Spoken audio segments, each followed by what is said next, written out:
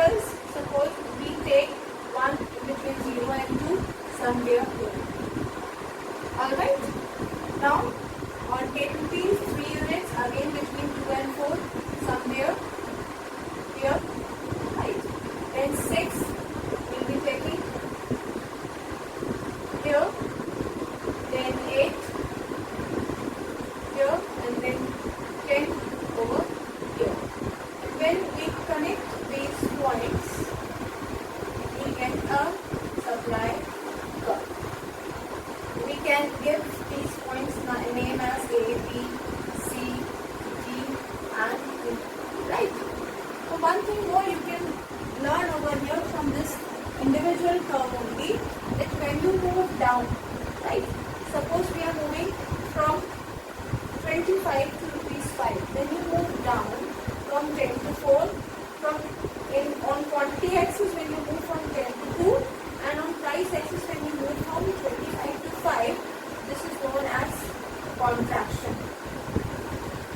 Contraction on a supply curve, right?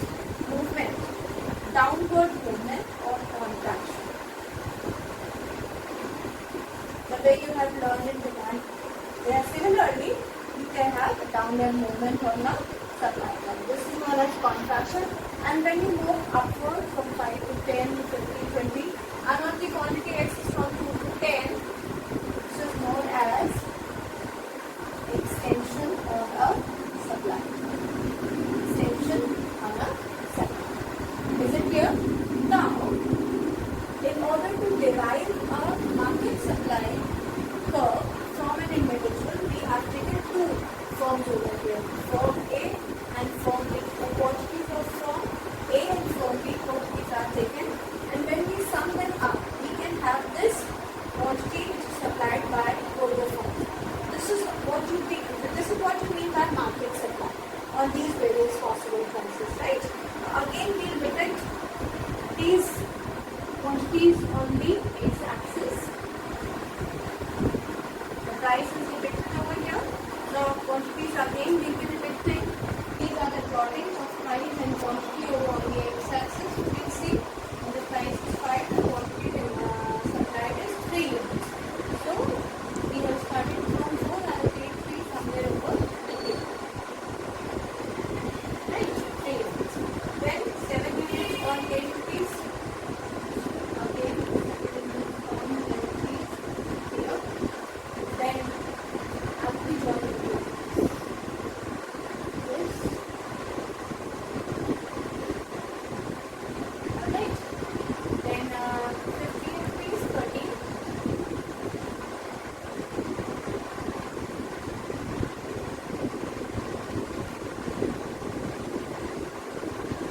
Here. Right. Then 20 rupees, 17.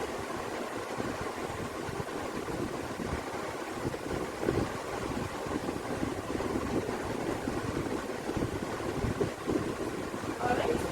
And then 25 rupees, 22.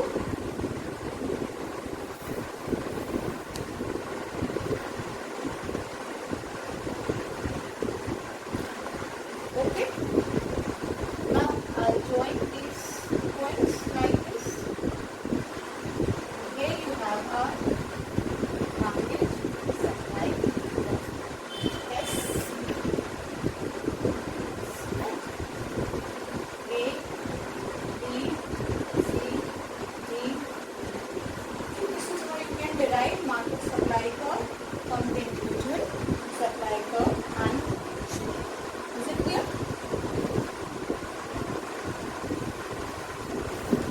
Now, few points I just wanted to mention over here. That the price, what price you are saying, the price below which the sellers are not willing to sell their goods.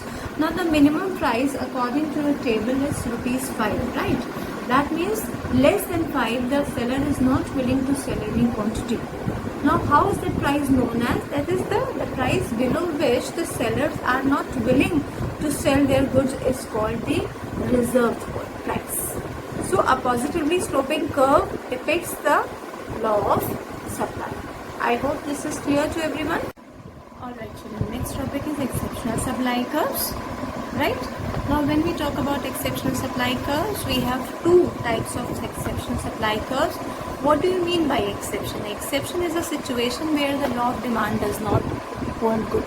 That is, law of demand says when the price is high, the supply is high.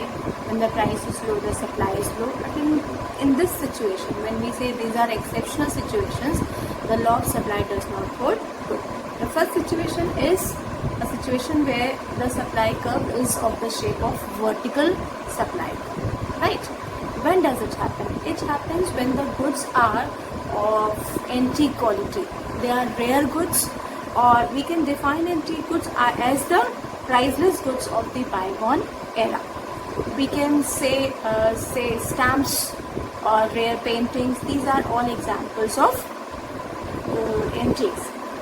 The second example of the same category is highly perishable goods. Highly perishable goods are such goods whose supply remains same irrespective of the changes in price. Whether the price will rise or the price will fall, their supply will not change because they are perishable commodities, right? In both the cases, the supply curve will remain parallel to y-axis. We also term it as perfectly inelastic supply curve. This is one case of exception. The second case is the case where the supply curve is of backward slope shape. Now when does it happen? This is something rare. This kind of supply curve is possible in terms of labor supply. In certain cases, it has been observed that a part of the supply curve, not the entire supply curve, but a part of the supply curve is backward. That is, it is moving upward, but suddenly it starts moving backward, bending, which implied that a smaller quantity is offered at a higher price. I think that you are getting my point, right? That is, a higher quantity is being supplied, a lower quantity is supplied at a higher price. It is a very common phenomena that when the wages of the laborer, it is in case of when the wages, high wages are paid to the laborers, they start giving lesser hours to their work, right? What happens? It is very common phenomena that when the wages of the laborer rises, then the supply of labor, that is the number of hours, the working hours put in by the workers, goes down as they prefer leisure to labor. This is the key word here, leisure to labor. They prefer comfort to work. This phenomenon is shown with the help of an illustration given below. I'll be telling you the illustration and then I'll be showing you both the diagrams on the board. The illustration says that with an increase in wages from lower to the higher. Suppose we say that OW is the wage rate of a laborer and the wages of the laborer, they have increased from OW to OW1, right? The number of hours put in by the workers go down from OQ, which is the initial quantity, to OQ1 as the workers prefer leisure to labor. They prefer to relish the increase in wages. Hence the supply curve SS is backward bending. Let's see on the board and then I'll be clarifying this example more clearly. So this is the first case for exceptional supply curves where the supply curve is of vertical shape.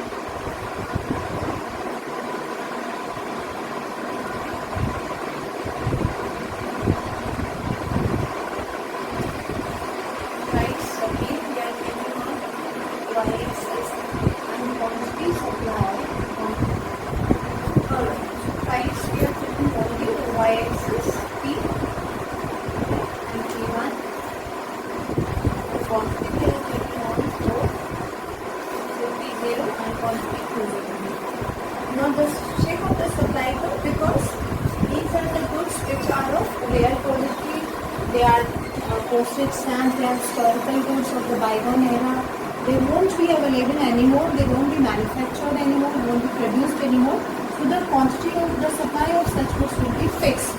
Therefore, the shape of the supply curve will be vertical straight line parallel to y-axis.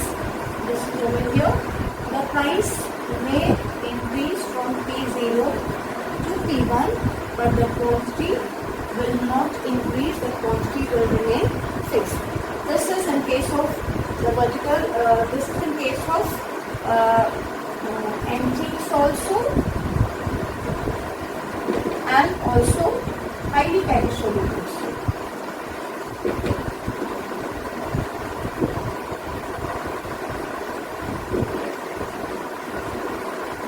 This will be the shape of the supply curve. Now the second case is, alright, so this is backward supply curve, backward sloping supply curve. What is happening over here? That we are measuring wages of laborers on the y-axis in terms of price, right? And then on the x-axis we are taking quantity in terms of working hours given by the labor, right? When the wages were W, the quantity supplied by the laborers was Q. When the wages rose from W to W1, the quantity supplied by the laborers decreased from Q to Q0. What is happening over here? The labor has started to relish the increased wages and he preferred leisure to labor, right? The laborer is preferring leisure to labor. Before this he was preferring labor to leisure, but here he is preferring leisure to labor. And so when this initially the supply curve was a positive slope, and so we are saying the path of it is backward sloping. Initially it was positive slope, but as the wages of the labor rose, the supply curve has become a backward sloping because the quantity in terms of working hours is decreased by the labor.